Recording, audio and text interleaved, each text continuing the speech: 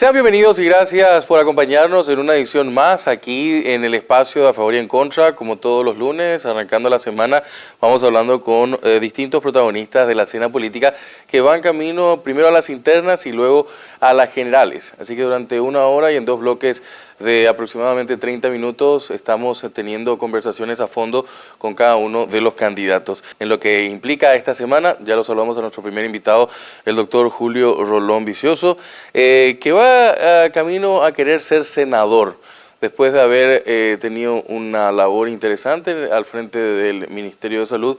Vamos a conocer un poco esta nueva faceta y me imagino que alguno de sus proyectos va a estar encaminando también dentro de lo que conoce mucho. Doctor Rolón, gracias por su tiempo con nosotros. Gracias a vos por la invitación, un saludo a la audiencia. ¿Pero qué implica este cambio?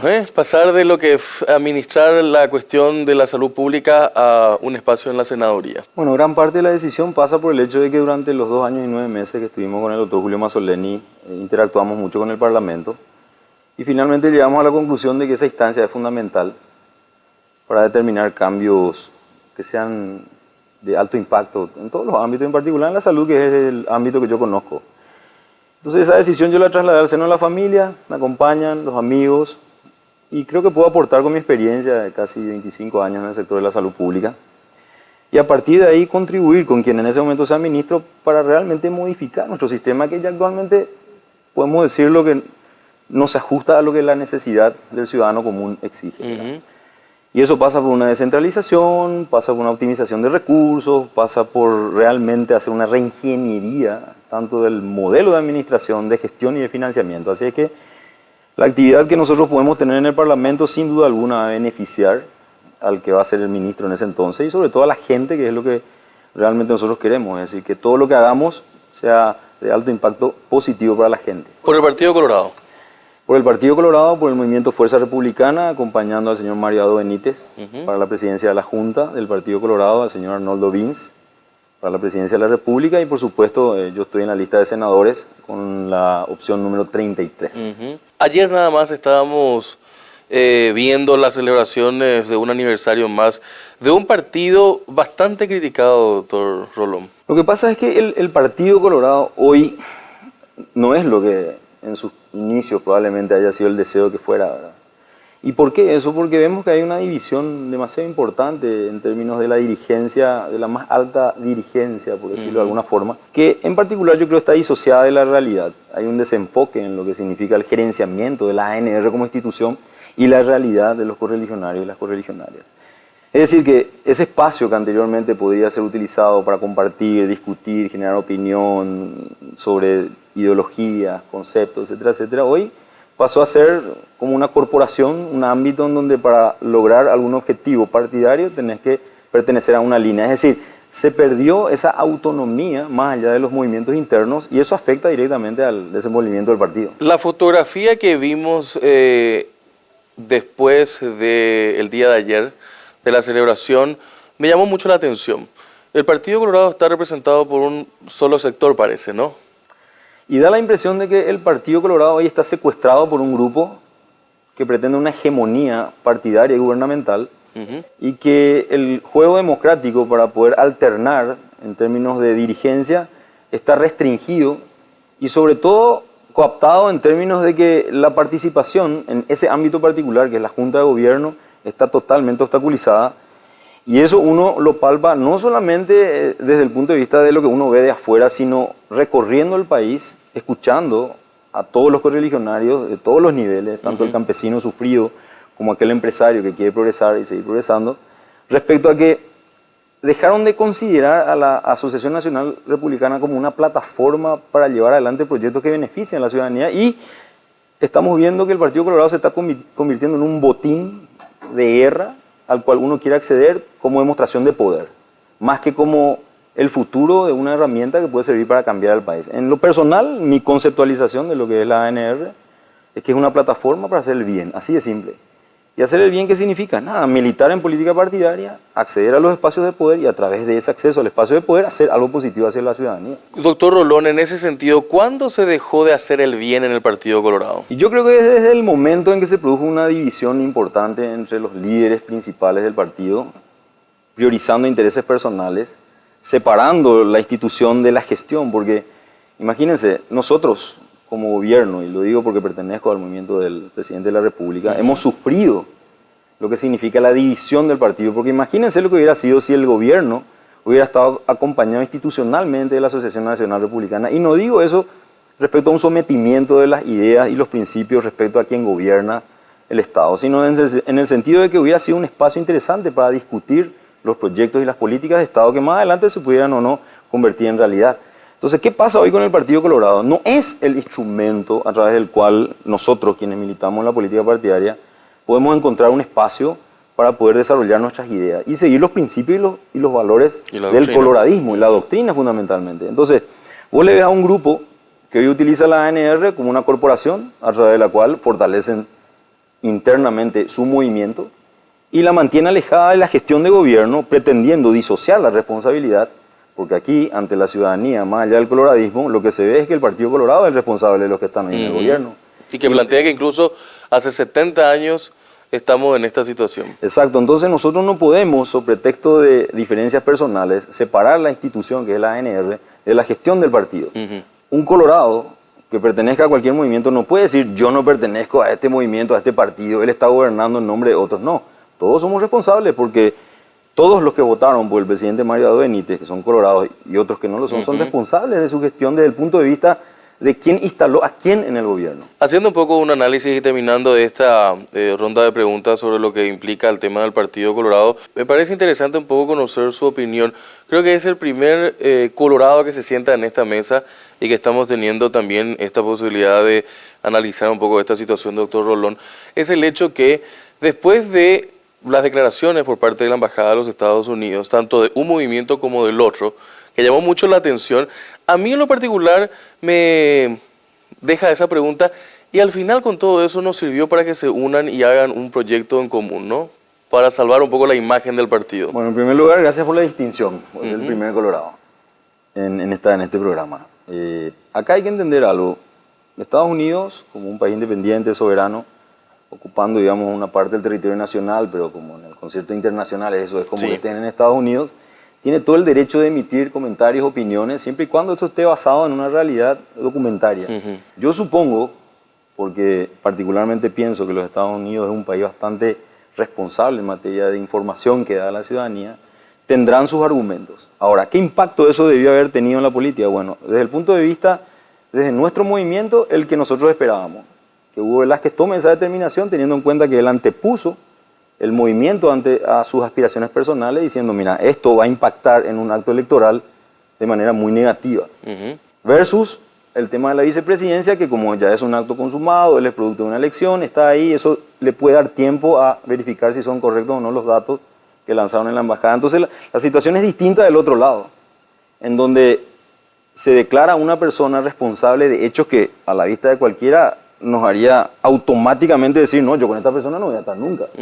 Sin embargo, parece que eso no generó absolutamente nada, inclusive el discurso se volvió un poco más agresivo, llevando a un nivel de confrontación, pretendiendo subestimar las declaraciones de un embajador que representa a un país que está en la búsqueda, y eso no lo puede negar nadie, de proteger al mundo entero sin que por ello nosotros tengamos que someternos a sus principios, a sus ideales, perdiendo nuestra autonomía, sino simplemente reconociendo que es el país probablemente más poderoso del mundo y que pertenece a una línea de protección respecto a lo que es el lavado de dinero, el terrorismo. ¿Por qué? Porque sufrieron en carne propia y ellos se sienten amenazados. Entonces, cuando vos evalúas la conducta de uno versus la de otro, en primer lugar analizás, acá la acusación fue mucho más severa, mucho más grave, en un nivel ya prácticamente planetario, para utilizar una expresión, y aquí tenemos una cuestión mucho más específica.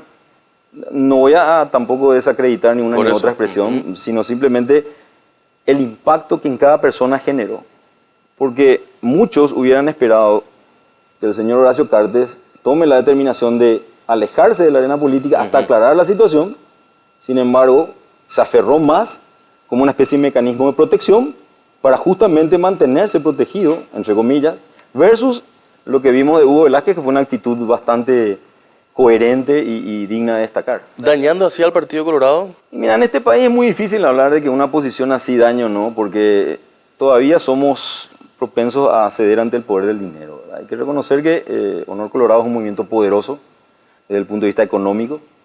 Y habría que ver el día que Horacio Cartes tome la decisión de dejar la política cómo sus miembros deciden actuar, ¿verdad? Porque si algo hay en Fuerza Republicana, con el respeto que se merece el otro movimiento, es que estamos todos bajo una convicción que es la de recuperar la institucionalidad del Partido Colorado, que nadie puede negar se perdió.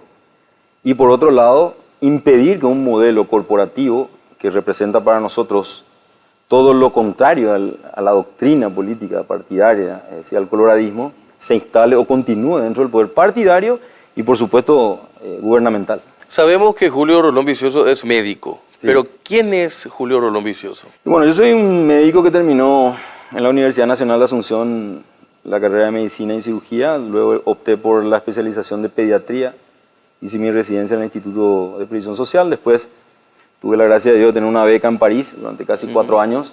Volví con mucha ilusión, pero rápidamente me di cuenta de que había un problema de gerenciamiento y de ser médico asistencialista pasé también a ser alguien que gerencie por tener los insumos y los medicamentos. Y en el sector público siempre me volqué al gerenciamiento. Okay. En el sector privado ejercí la especialidad. Y a partir de mi regreso rápidamente incursioné en los gremios porque al llegar, recuerdo el primer día, había una manifestación en el IPS en el patio y yo me fui y empecé a hablar y todo el mundo me aplaudió y dije, bueno, a lo mejor esto es lo mío. Reconociendo que mi gran frustración fue el no haber sido futbolista, que era mi sueño, ¿verdad? Pero las cosas no siempre se dan como uno desea. Y a partir de ahí, mi vocación de servicio la fui desarrollando en el ámbito público, tanto a nivel partidario como a nivel gremial, y luego cuando hubo el cambio de gobierno, cuando Fernando Lugo asume, en ese entonces ministra Esperanza Martínez, recurre a nuestra Federación Nacional de Trabajadores de la Salud, donde yo era secretario de conflicto, y nos plantea un acompañamiento. Yo en ese momento le dije, mire, 4 condiciones para acompañarla. 1, que no me pida cambiar de partido. 2, que no me envíe personas con un perfil que no sea médico o de asistencia sanitaria. 3, que me permita gerenciar de acuerdo a la necesidad. Y 4, que no venga a intervenir en cuestiones políticas. Y cumplió, ¿verdad? Entonces... ¿Fue una buena ministra Esperanza? En mi opinión, sí. Yo tengo que reconocerlo. Es más, mantuvo esa coherencia desde el punto de vista de que respetó siempre nuestra inclinación política. Yo logré alcanzar niveles de confianza con ella, al punto de en algún momento representar a los directores de hospitales. Siempre mantuvo una línea institucional. Y bueno, después viene el cambio de gobierno, también me pidieron que me quede. Siempre fui institucionalista, con un fuerte componente político partidario. Yo no niego eso. Yo soy un militante, soy seccionalero, pertenezco a un partido muy grande. ¿Qué es ser seccionalero? Y ser seccionalero es ser una persona que utiliza al Partido Colorado, en el buen sentido de la palabra, para, a través de esa gestión partidaria, hacer el bien común. Así de simple. Lo que pasa es que los muchachos... ¿Por qué es peyorativo? Y es peyorativo probablemente porque muchos utilizan al partido para beneficiarse y la gente ve eso. Entonces, le ve a un seccionalero ostentando un auto que nunca pudo haber comprado con su salario y que, sin embargo, en 2 años de haber ejercido una función pública ya lo tiene. Porque llama más la atención lo que está mal que lo que está bien. Porque yo te aseguro que el 99,9% de lo que hacemos política partidaria lo hacemos por el bien común.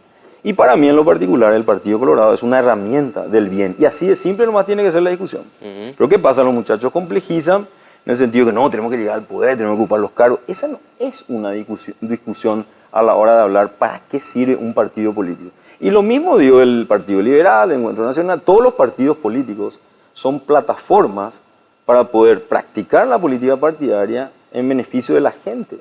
Así como lo puedes hacer a través de una ONG. Con la diferencia que a través de la política partidaria uno busca el poder gubernamental pensando que el pensamiento de uno puede ayudar a la gente a salir de su situación siempre para bien. Entonces, para mí es muy simple. Yo por eso no participo muchas veces de las discusiones ideológicas, porque me parece que más allá de la ideología está la necesidad y la solución de esa necesidad.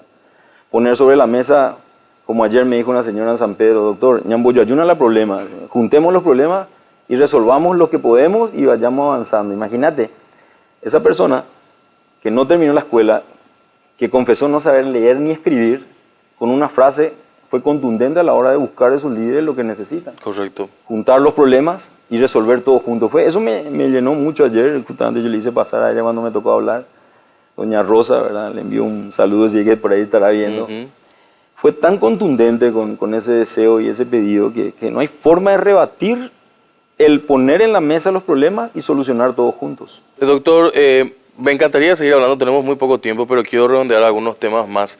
Hablábamos justamente de su periodo. También no podemos dejar de periodo de trabajo que empezó con la doctora Esperanza Martínez, que dijo eso. Antes también estuvo trabajando ya como médico, pero ya en el sentido de lo que es la gestión de país, ¿no? También formó parte de la administración Mazzoleni. Totalmente. ¿Injusta la gente con Mazzoleni? Bueno, probablemente yo tenga un sesgo que es el hecho de que le quiero muchísimo a Julio. ¿Qué falló ahí? Y yo creo que nosotros, desde el punto de vista de lo que tuvimos que hacer, hicimos. O sea, un virus desconocido, y desde el punto de vista médico, cuando te enfrentas a algo tan simple, que es un virus que se va de una persona a otra por las vías respiratorias, lo primero que pensás es la distancia y taparte la boca, así para decirlo en términos fáciles. Y a partir de ahí la complejidad que fue mostrando el virus desde el punto de vista de su fisiopatología, o sea, su virulencia. Veíamos que afectaba más a cierto grupo de personas y en ese momento, considerando lo que estábamos viendo del otro lado del mundo, tomamos la medida que consideramos hasta ahora correcta, que fue la de haber decidido que nadie salga de su casa, salvo situaciones excepcionales, hasta que podamos tener mínimamente un sistema sanitario preparado para cuando empiece la gran ola, podamos responder a la demanda, porque eso es lo que no quedó claro, si es que hay alguna duda todavía. El hecho de que nosotros tomamos esa decisión porque teníamos apenas 247 camas de terapia. Entonces íbamos aumentando el número de camas y a medida que íbamos aumentando íbamos liberando. Ustedes se recordarán la fase 1, 2, 3. Eso todo fue un trabajo coordinado en base a algo principal para nosotros, que era el número de camas de terapia, porque lo que veíamos era que la gran dificultad en los países era esa disponibilidad. Entonces, nosotros cuando llegamos a diciembre del 2020 teníamos 617 camas. Es decir, duplicamos. Nuestro primer objetivo era duplicar para a partir de ahí empezar a liberar. Y confiamos mucho también, y ese a lo mejor fue un error y hay que reconocerlo, en la OPS y todo el sistema COVAX, que terminó siendo un fiasco, y lo digo y me hago responsable. En el sentido de que como la ley, el marco jurídico no nos permitía un contacto directo con las empresas, nos obligaba a seguir un canal. Sí. Ellos eran los representantes oficiales de salud en el mundo. Entonces, en ese momento, ante esa situación que podría afectar a todo el país, y ante la única posibilidad de tener una vacuna, obviamente que íbamos a optar por eso. Después fuimos preparando el marco jurídico para poder directamente entablar conversaciones comerciales con las empresas. Pero eso ya fue después. Claro, algunos países fueron muy solidarios con nosotros. Chile, Argentina, Brasil, fueron países muy solidarios. Por supuesto, Estados Unidos en su momento, que con esas 1 millón y un poco más de vacunas, prácticamente nos permitió un gran colchón. El Uruguay también. Y todos los países en general fuimos solidarios con todos. Pero, repito, el doctor Julio Mazzoleni lideró un equipo. Todas las decisiones que se tomaron con gente muy preparada. Y no nos arrepentimos. Lastimosamente, y esto duele decirlo, Paraguay en el concierto internacional no es visto como nosotros quisiéramos que sea visto. Y eso influye muchísimo a la hora de formar fila. Porque muchas veces inclusive nos decían, Paraguay no está ni siquiera en la fila. Y que te digan eso es muy doloroso. Entonces, nosotros como país deberíamos trabajar profundamente sobre el cambio de la visión que tienen los demás de nosotros como país, que a lo mejor nos merecemos, diría yo, ¿verdad? Pero en lo que respecta a la política sanitaria aplicada durante la pandemia, yo estoy convencido que hicimos lo que teníamos que hacer y como somos seres humanos podemos cometer errores. ¿Cuál es la enfermedad del Paraguay, doctor Rolón? Yo creo que la corrupción. Esa es la enfermedad del Paraguay. La corrupción que está sostenida por la impunidad. La impunidad es el factor determinante de esa corrupción, es el potenciador. Porque si alguien comete un acto de corrupción y nosotros, la gente común, le vemos que esa persona, a sabiendas de que cometió ese acto, no está donde debería estar, es decir, en la cárcel, entonces yo pierdo toda esperanza de que este país cambie. Y yo creo que hoy el país en sí está en una situación crítica desde el punto de vista moral, y no es por una cuestión de gestión gubernamental, es una cuestión global.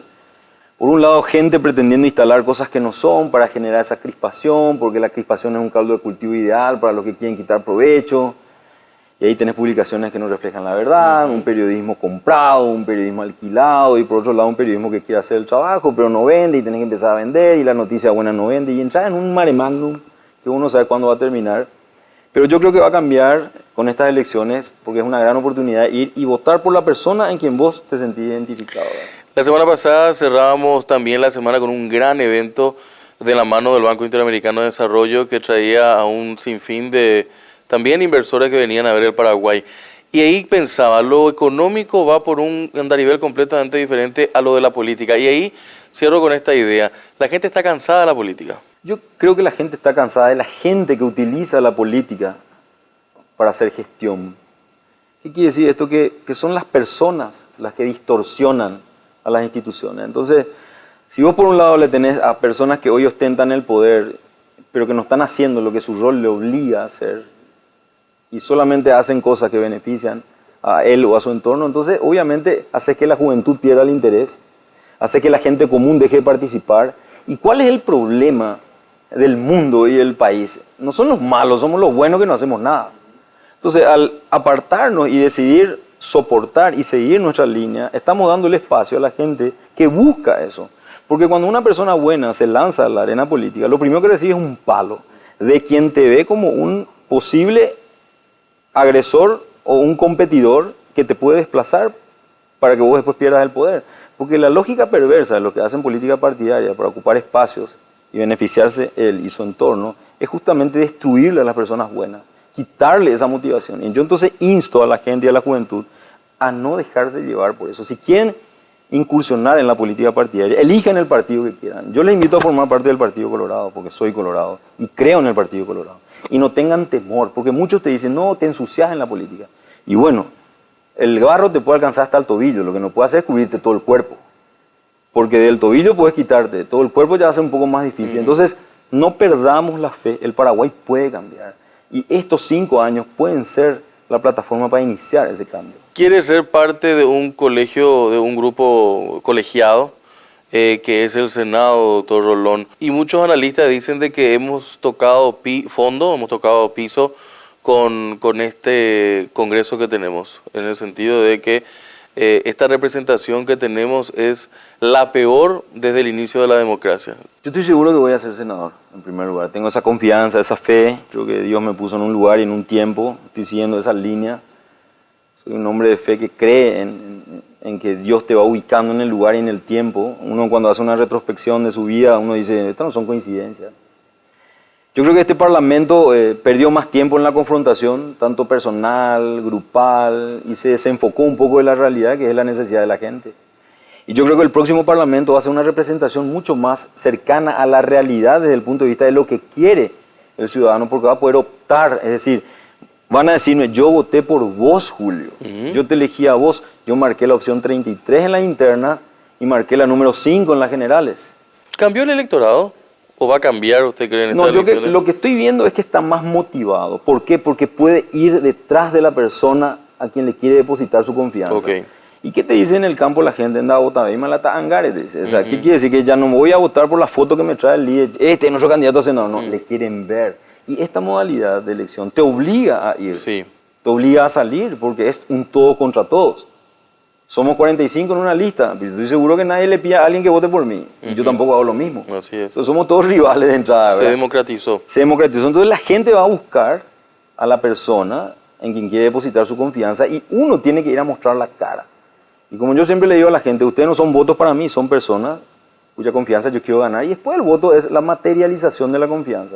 Entonces a mí me parece que en estos 5 próximos años el Parlamento va a estar un poco mejor representado porque la gente va a tener la opción de elegir. Y hay una motivación particular, la posibilidad de ir detrás de uno y no detrás de la sábana. Porque antes vos le elegías a los 3 primeros, por churro, bueno, rico, lo que sea. Y los demás ya entraban detrás. Entraban de todo y vos te das cuenta. Aparece un fulano de tal que era un narcotraficante, otro que era un usurero, otro que era un asesino, otro que era un narcotraficante. Y vos no le votaste a esos. Y bueno, eso no va a ocurrir ahora. Esperemos. En el Senado, ¿cuál sería su agenda? Mira, mi eje fundamental va a ser la salud pública. Un paso que tenemos que tomar es la descentralización. Es imposible continuar con este modelo centralizado. No puede una región sanitaria no disponer de sus recursos. Yo no puedo estar pidiéndote a vos que me compre insumos y vos al nivel central. Y allá depende de quién es el secretario. Justo el amigo había sido el más cercano del regional de Alto Paraná. Entonces, quita su pedido. Y queda marginado San Pedro, Canendillú, etcétera, etcétera. No. Hay que darle un voto de confianza a los directores regionales con un fuerte mecanismo de control. Y si no sirve, están las instancias para juzgarlos. Pero no podemos, sobre pretexto que no se va a meter la política partidaria, el gobernador, dejar frustrada la posibilidad de cambiar la salud pública. Una vez que descentralicemos, vamos a poder realmente saber si las necesidades en cada departamento, que no son las mismas, son cubiertas. Y a partir de ahí pensar en la transformación que implica coordinar los subsectores, cambiar el modelo de financiamiento, etcétera, etcétera. Si no descentralizamos, no vamos a lograr ningún cambio. Y ese va a ser el eje principal. Por supuesto, después también tengo planes en la agricultura. A mí me parece que, si bien Paraguay es, digamos, un país con un fuerte componente en la agricultura, lo que me parece a mí es que falta una planificación. Y te doy un ejemplo. Okay. Y es muy simple el ejemplo. El gobernador tiene a disposición 5 tractores y hay 100 campesinos, pero solamente la mitad son beneficiarios. ¿Por qué? Pues esos son los que votan por él. Y los otros no me interesa. Ese tipo de situaciones no puede pasar. Tiene que esperar. Tiene que esperar. Tiene que haber una planificación más allá de tu color, de tu ideología, de lo que sea. Y por última vez lanzar el mensaje a quienes ocupan cargos relevantes. Dedíquense a gerenciar para todas las personas, sin discriminación. Porque lo que estamos viendo es que dentro del propio partido, el tractor llega a uno y no al otro. Y te pongo ejemplo del tractor, que es lo más burdo y grande, pero lo más impactante para gente que tiene 5 hectáreas, 10 hectáreas, que son campesinos, que representan a la agricultura familiar campesina. Y ese es un ejemplo. Y después los policías, que me parece una deuda pendiente, reivindicarlo desde el punto de vista laboral. Yo quiero trabajar en una ley que, por ejemplo, modifique su cuestión salarial, un piso salarial mínimo para los suboficiales de 7 millones y los oficiales de 9. Y a partir de ahí un escalafonamiento con un sistema de protección social que implique la cobertura sanitaria, que hoy no tienen. Si bien tienen un hospital y tienen un seguro, no les cubren el 50%. Y te lo digo yo que vivo en el Hospital del Cáncer, cómo vienen los policías. Aún teniendo un artículo en su ley que dice que ante enfermedades catastróficas se destinarán recursos, pero no se cumple. Así también la protección por hijos, que tengan la posibilidad de tener una casa, crédito flexible. Es decir, que el policía sea una persona protegida desde el punto de vista social, que su salario le rinda para ser feliz y que al salir de su casa se dedica a protegernos la vida. Doctor cosa Rolón, que no existe. Y sí, doctor Rolón, por último, y agradeciendo mucho su tiempo con nosotros en esta muy interesante reflexión que creo que pudimos lograr el día de hoy. Hablábamos de la enfermedad del Paraguay. ¿Y cuál es la medicina? Y la medicina está en cada persona que el 18 de diciembre y luego el 30 de abril vaya y deposite su voto, eligiendo a la persona que crea por convicción y no por ocasión que puede hacer algo por este país. Nosotros no podemos más. No es que tocamos fondo, siempre estuvimos en el fondo, ahora no tenemos oxígeno para salir a flote, ese es el tema. Si bien marcadores macroeconómicos y algunos económicos que yo particularmente no entiendo mucho dicen que estamos bien, la realidad que uno palpa es que hay mucho sufrimiento. Y no es por culpa del presidente o de la gestión del gobierno, es por culpa de todos finalmente, que somos los que ponemos a las personas en los lugares donde están. Entonces, el antídoto, el remedio, es la decisión personal de participar en las elecciones, superar el 80% y luego llegar al Parlamento y modificar lo que yo llamo la Segunda República. Nosotros necesitamos modificar la Constitución, 2 periodos de 4 años, 3 periodos máximo en el Parlamento, cambiar lo que significa el manejo de los municipios y las gobernaciones, refundar la República con un grupo de gente que represente los intereses de la gente sin esa contaminación político-partidaria, que sería muy utópico, pero hay que plantearlo, y decir, esta es la Constitución que se merece el país, para tener igualdad de oportunidades, para que se acaben los favores políticos, para que se acaben las camas de terapia porque sos amigo del amigo del amigo del amigo, para que todos tengan, y en igualdad de oportunidades, aquel que queda relegado, que sepa por lo menos que perdió en igualdad de condiciones y que no porque alguien le frustró porque no fue amigo del amigo del amigo. Entonces ese es el sueño de país que yo tengo. Y yo creo que un parlamentario sumado a otros que pensamos de la misma manera, independiente del partido, podemos lograr como una semilla de conciencia el cambio. Los 5 años no van a ser suficientes, pero pueden ser suficientes para crear la conciencia y una plataforma para partir de la cual los siguientes 5 años se produzca el verdadero cambio. Mi sueño y lo que yo voy a plantear como parlamentario es la modificación de la Constitución lo más rápidamente posible. ¿Y eso qué significa? Empezar a socializar con las personas la idea de por qué deberíamos modificar. Recuerden que se hizo para evitar que una familia llegue al poder. Recuerden que se hizo para más o menos solucionar problemas históricos que después de una dictadura no se pudieron solucionar enseguida. Pero yo creo que llegó el momento de cambiar la Constitución. Definir si vamos a ser un país parlamentarista o no, porque en mi opinión sí lo somos, desde el punto de vista práctico. Y sobre todo definir el tema de la reelección, que a mí me parece que se debería incorporar así como el balotaje. Yo estoy a favor de la reelección, 4 años con un periodo más. Estoy a favor del balotaje. Estoy a favor de periodos limitados parlamentarios, 2 o 3 máximo, porque también la gente joven se va a motivar y va a decir, entonces yo puedo ocupar espacio, porque Correcto. si siempre los mismos estamos o están, yo espero no estar mucho tiempo, la gente se va a desmotivar y eso es lo que paraliza la conciencia cívica. Pero hay que generar el debate y no traer recetas ya preestablecidas. No hacer lo que se hicieron con algunos códigos y leyes que trajeron de otros países. Lo y de no se pueden Chile, por aplicar. ejemplo, que fue un ejemplo. Claro, uno pensaba que Chile iba a tener la posibilidad de modificar y no fue eso. Entonces, todo cambio de políticas públicas implica la socialización. Y eso que implica el debate con todos los sectores, sociedades organizadas, no organizadas, estamentos del Estado, etcétera, etcétera. Tiene que estar en una mesa y alrededor de la cual tienen que estar sentados todos los sectores. Nadie puede estar excluido.